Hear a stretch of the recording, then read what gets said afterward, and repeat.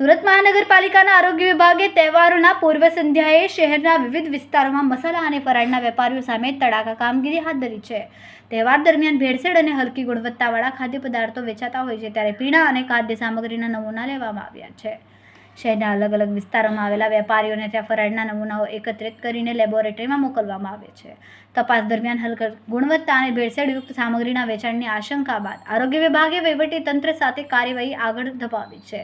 પાલિકાએ વેપારીઓને ચેતવણી આપી છે કે જો ભવિષ્યમાં પણ આવું ઝડપાશે તો કાયદેસર પગલાં લેવામાં આવશે।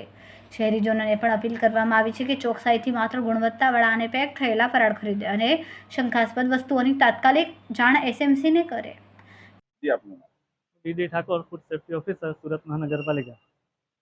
આજ રોજ આરોગ્ય અધિકારી અને ડેઝિગ્નેટેડ ઓફિસર સાહેબશ્રી તથા deputy commissioner health and hospital સાહેબશ્રીની સૂચના અન્વયે સુરત મહાનગરપાલિકા વિસ્તારમાં આવેલ જે ફરાળી ફરાળી ખાદ્ય પદાર્થો બનાવતી હોય તથા વેચાણ કરતી હોય તે સંસ્થાઓની તપાસ કરી આ ચાલુ શ્રાવણ માસના તહેવારમાં ફરાળી વાનગીઓનો ખૂબ જ વધુ પ્રમાણમાં ઉપયોગ થતો હોય જે ફરાળી ખાદ્ય પદાર્થોનો નમૂનાઓ લેવા અંગેની કામગીરી ચાલી રહી છે। આ કામગીરી દરમિયાન ફરાળી વસ્તુ જેવી કે રાજગરાનો લોટ, સિંગોડાનો લોટ, મોરૈયો, સાબુદાણા વગેરેના નમૂના લઈ પબ્લિક હેલ્થ લેબોરેટરી સુરત મહાનગરપાલિકા પ્રતિ મોકલવામાં આવશે અને જેનો પૃથ્થકરણ અહેવાલ લાવીએ તે આગળની કાર્યવાહી કરવામાં આવશે।